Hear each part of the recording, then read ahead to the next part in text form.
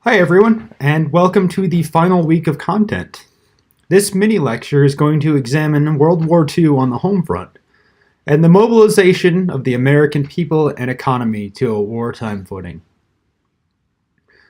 Well before Pearl Harbor, the US had been supporting Britain and other allies through the Lend-Lease program, which used American manufacturing and financial capacity to supply Britain, and, after Hitler's invasion of the Soviet Union as well. The attack on Pearl Harbor brought the US into a war that profoundly transformed American society. The massive increase in federal spending stimulated the American economy, which had been suffering in the doldrums of the Depression for a decade.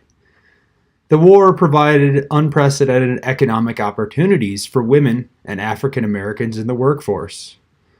But these new economic opportunities often caused serious dislocations as people moved en masse to new communities in search of work. Millions of women and African Americans entering the workforce also challenged deep-rooted understandings of what constituted proper gender and race roles in the United States. Some historians argue that the changes wrought by World War II marked a watershed moment in American history, a moment that transformed virtually every area of life. Others argue that many of the changes associated with the war had been underway long before the war started. The war may have accelerated the changes, but it did not produce them. This Friday, December 7th, we observe the 77th anniversary of the attack on Pearl Harbor. This aerial attack galvanized American support for U.S. entry into the war, and American leaders needed to maintain that support throughout the duration of the war that was being fought very far from home. The nearest battlefield was 3,000 miles away, so leaders needed to create a sense of connection between American families at home and soldiers in the trenches in Europe or on battleships in the Pacific.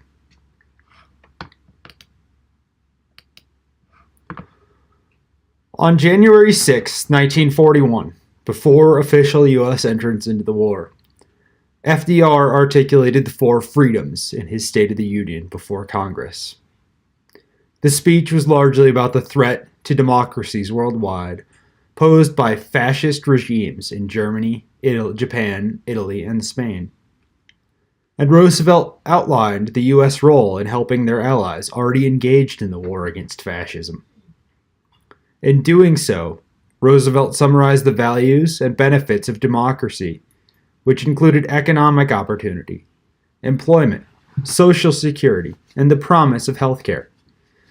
He proposed four fundamental freedoms that people everywhere in the world ought to enjoy: freedom of speech, freedom of worship, freedom from want, and freedom from fear. And this articulation became the ideological basis for fighting the war. After the U.S. entered the war, the argument that the U.S. is fighting to protect democracy and the American way of life was ever present. At the same time that FDR proclaimed his four freedoms, there was a powerful impetus toward increasing domestic production of war materials through deficit spending. As we discussed in the past weeks, the United States, through the New Deal, embraced the economic theories of John Maynard Keynes, which involved massive government spending as a means of driving economic growth. Once the U.S. entered World War II on the side of the Allies, its greatest contribution to the Allied victory was in its manufacturing capacity. The Second World War was won by the Allies because they could make and deploy more stuff, and because American manufacturing capacity was protected from Axis attack by two really, really big oceans. Especially as the war effort accelerated and the U.S. economy ramped up to full production, the U.S. government poured money into every sector of the war industry. In repelling the Nazi invasion, the Soviet Union first depended on British tanks, and then, as the fighting continued, became heavily dependent on U.S. Lend-Lease supplies. For example, the US and Britain shipped roughly 17.5 million tons of military equipment, vehicles, industrial supplies, and food, with 94% of the total coming from the United States. For a comparison, a total of 22 million tons landed in Europe to supply American forces from January 1942 to May 1945. It has been estimated that American deliveries to the Soviet Union were sufficient by U.S. Army standards to maintain between 60 and 120 combat divisions on the line. In total, U.S. Lend-Lease aid to the Soviet Union totaled $11 billion in material, over 400,000 jeeps and trucks, 12,000 armored vehicles, over 11,000 aircraft, and 1.75 million tons of food. Effectively, military Keynesianism brought the U.S. to full employment while providing the war materials necessary to defeat Axis powers. This economic policy of military spending as an economic driver continued through the Cold War and brought the military-industrial complex to the fore of power in the United States. World War II ended the Great Depression and created the framework for the next 30 years of economic development. Between 1940 and 1945, the United States government funneled huge amounts of money into production for the war effort, and, as a result, the annual gross national product doubled. After tax profits of American businesses almost doubled, and unemployment was virtually eliminated. By 1943, two-thirds of the American economy was directly involved in the war effort. The money came in part from increased taxes. The Revenue Act of 1942 increased the number of people paying taxes from 3.9 million to 42.6 million, and the rest of the money was borrowed. Financing the war required an unprecedented cooperation between the government and private businesses. During the war, the federal government generously subsidized private businesses and defense industries. FDR created the War Production Board by executive order in 1942 to supervise and direct military production. And it awarded defense contracts and helped help businesses to convert to military production. For example, the government gave general tax write-off to Ford and General Motors to build tanks instead of cars. This government subsidization largely benefited major corporations rather than small companies.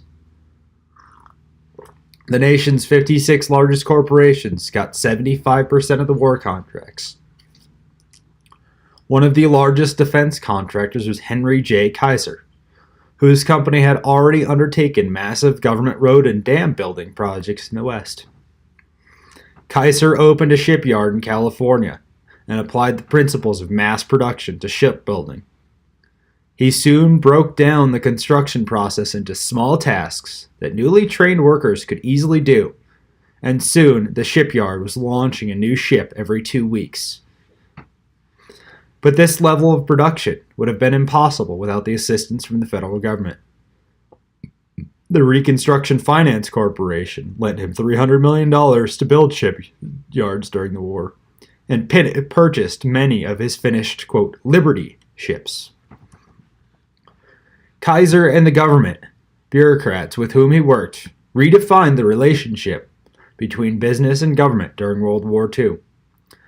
The government provided the capital for creating industry. Kaiser and other private companies provided the organization and management skills. Working together in this way, the federal government and private industry built 86,000 tanks, nearly 300,000 airplanes, 15 million firearms, 64,000 landing craft and ships, and over 6,000 ships during the war for use by American and Allied forces. By the end of the war, the largest 100 American companies produced 70% of the nation's industrial output, and this would not change after the war. Before Pearl Harbor, over 80% of the American population opposed U.S. entry into the war. After the attack, this sentiment changed, but the population needed further convincing to adopt a total war footing. The Office of War Information was created in June 1942 to help do this. It produced propaganda films, posters, radio broadcasts of its own, and it also offered guidelines to other media outlets on how they could help mobilize support on the home front. One way they helped mobilize support was by reminding Americans that what happened in their homes and factories directly affected the fate of soldiers abroad. Posters like these proclaimed that the soldiers' lives were in the hands of the Americans at home, that war production at home was going to protect the soldiers abroad. They also made the point that conservation and efficient use of resources at home was tied to victory abroad. During World War II, families in the United States planted victory gardens to help prevent a food shortage. Growing one's own food became a way in which Americans could help ensure that there was enough food for soldiers fighting abroad. Even people without yards could plant vegetables in small window boxes. At their peak, there were more than 20 million victory gardens planted across the United States. The government printed propaganda posters, like this one over here, touting the benefits of planting a garden, and it printed recipe books describing how to prepare homegrown vegetables. Another way that the U.S. sparked personal involvement in a faraway war was through the sale of war bonds. By purchasing a war bond, citizens personally invested in the war struggle. There were certainly more effective ways to finance the war, but Henry Morgenthau Jr., the Secretary of Treasury, understood the psychological value inherent in the bonds. He said America would, quote, use the bonds to sell the war rather than vice versa, end quote. The bonds gave everyone, quote, an opportunity to contribute toward the defense of American democracy. Again, this message was infused into American popular culture. Hollywood played an important role in selling war bonds. Actress Heidi Lamar offered a personal kiss to anyone who bought a $25,000 war bond. And Hollywood celebrities held marathon drives to raise money for the effort. Hollywood stars alone sold almost $1 billion worth of war bonds in the 1942. And musicians also jumped on board to help sell war bonds. American war propaganda also created an image of a brutal and lawless enemy, everything that was antithetical to American democracy. This was especially true of the Japanese. Cartoons like the one in the background of this slide commonly depicted the Japanese as subhuman or even as primates and apes. This image of the Japanese reflected the ways that the war in the Pacific became, as historian John Dower phrases it, a, quote, war without mercy. The Pacific War was especially brutal, and Dower argues that this brutality directly flowed from the racist nature of the war on both the American and Japanese side. The Japanese believed that they belonged to a superior race and used racial ideology to explain their war mission against the Chinese and against the Americans. Japanese war propaganda condemned the, quote, bestial American people and called for their soldiers to, quote, beat the Americans to death. On the other hand, Americans depicted the Japanese as dehumanized apes and vermin, as crazy, or trapped in the, quote, anal state of human development, according to Freudian theory. Their society apparently had not achieved the wisdom and sensibility shared by the higher white civilization. And these perceptions were rooted in centuries of Western contact with non-white peoples and the fear of a successful Japan. After all, Japan was the first non-white country to fully industrialize. To defeat a European power in the Russo-Japanese War in 1905. To enter the game of modern imperialism in Korea and China, and other major issues.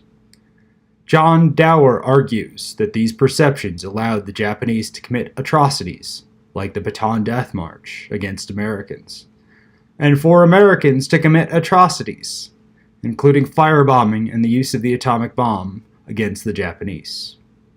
So, propaganda served two purposes. It created a stark division between us and the othered, racialized enemy, and it also gave every American a stake and responsibility in winning the war. In doing so, wartime propaganda helped to create a united commitment to the war in an effort to defend the American way of life. Alright, that's it for this mini lecture, and we'll pick up on the next one, mobilizing the population.